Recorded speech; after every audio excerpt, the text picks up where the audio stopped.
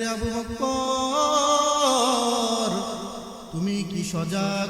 আবু বকর সাথে সাথে বলে, লাব্বাইকা ইয়া রাসূলুল্লাহ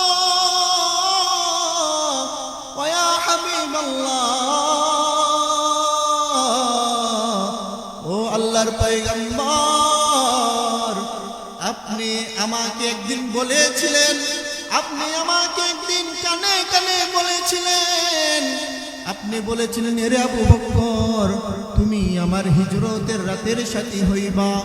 আল্লাহর পয়গম্বর ওই দিনের পর থেকে আমি আবু বকর একদিনের জন্য বালিশ আমার মাথায় লাগাই নাই। সুবহানাল্লাহ, কেমন নবীকে ভালোবাসছেন। নবী একদিন বলছেন, রে আবু বকর, তুমি আমার হিজরতের রাতের সাথী হইবা। কিসের সাথী? হিজরতের রাতের সাথী। বাবাই যদি সন্তানকে বলে, এ ছেলে, তোকে আমি এই জন্য 100টা টাকা দিলাম, বাবাই আমি 1 মাস পরে আসবো, আমাকে 90টা টাকা ফেরত দিবি, 10 টাকা খাবি। বলুন তো কি সন্তান টাকা রাখবে না খেয়ে ফেলবে? 100 টাকা ধরেই খেয়ে ফেলবে। তাহলে দুনিয়ার জমিনে সন্তানকে বাবা টাকা দিলে সন্তান ভুলে যায় এটা কিসের টাকা। আর আবু বকর কেমন নবীর আশিক, কেমন নবীর পাগল ছিল। একদিন বলেছে, এরে আবু বকর, তুমি আমার হিজরতের রাতের সাথী হইবা। আবু বকর ভুলে নাই। আবু বকর না ভুলিয়ে দরজার কিনারায় দাঁড়াইয়া থাকতেন। কখন জানি আল্লাহর পয়গম্বর আমার দরজার সামনে আসবেন, আমাকে ডাক দিবেন। আমি আবু বকর যদি ঘুমিয়ে থাকি আর আল্লাহর পয়গম্বর যদি ডাক দিয়ে বাহিরে দাঁড়াইয়া থাকে, যদি কষ্ট পায়, এজন্য আল্লাহর পয়গম্বর আমি আবু বকর একদিনের জন্য মাথায় বালিশ দিয়ে ঘুমাই নাই। সুবহানাল্লাহ। আল্লাহর পয়গম্বরকে আবু বকর আরো বলেন, ও পয়গম্বর, শুধু আমি আবু বকর একা নয়, আমার মেয়েটাও আপনার জন্য ঘুমাই না, আমার মেয়েটাও আপনার জন্য প্রতিদিন প্রতি রাত্রে আপনার জন্য নাস্তা বানাই।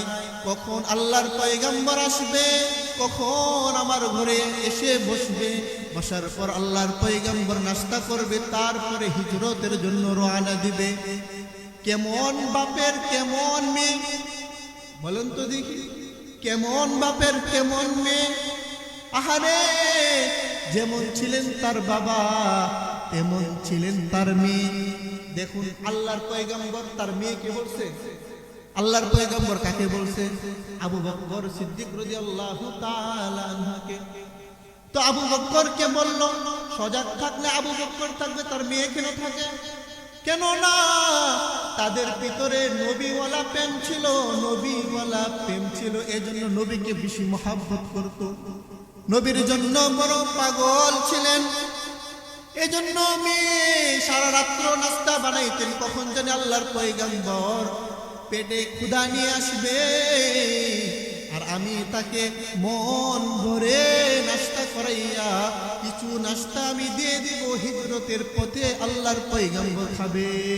সুবহানাল্লাহ, জোরে বলেন সুবহানাল্লাহ। তাহলে সুবহানাল্লাহর একটি ফজিলত বলি শুনেন। আল্লাহর পয়গম্বর বলেন, কোন বান্দা যদি একবার সুবহানাল্লাহর আওয়াজ কোন ইমানদারের জবান দ্বারা বের হয়, আল্লাহ তাআলা সাথে সাথে জান্নাতে একটি ফলের বাগান বান্দার জন্য রেডি করে দেয়। শুধু ফলের বাগান তা নয়, আল্লাহ তাআলা বলেন, ও ফেরেশতারা শুনো, আমার বান্দার আমল নামা থেকে 100 গুনাহ মুছে দাও, আর 100 নেক আমল তার আমল নামায় যোগ করে দাও। সুবহানাল্লাহ। তাহলে আমরা কোথায় ছিলাম? আবু বকর সিদ্দিক রাদিয়াল্লাহু তাআলা আনহু ডাক দিয়ে বলেন, আল্লাহর পয়গম্বর, শুধু আমি আর আমার মেয়ে শুধু সজাগ থাকি আপনার জন্য, তা নাই গো পয়গম্বর।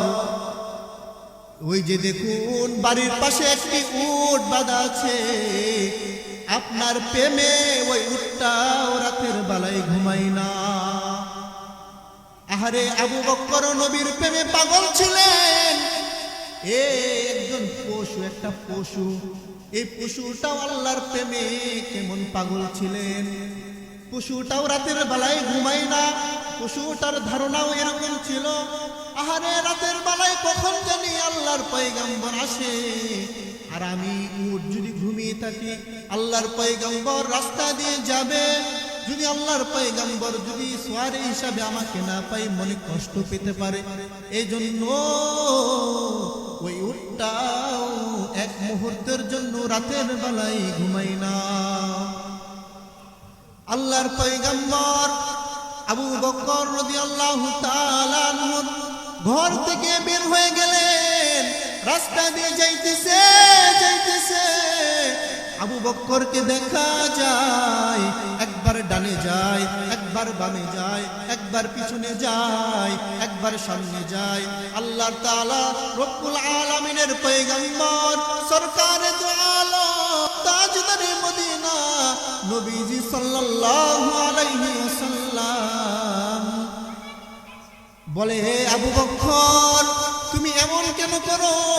একবার ডানে যাও, একবার বামে যাও, একবার পিছনে যাও। এরে আবু বকর এরকম কেন করতেছ আবু বকর? আবু বকর ডাক দিয়া বলে, নবী গো, দুশমনের হামলা কখন জানি আপনার উপরে আক্রমণ হয়ে যায়, এজন্য আমি আবু বকর একবার ডানে যাই, একবার বামে যাই, একবার পিছনে যাই, একবার সামনে যাই। আল্লাহর পয়গম্বর বলে,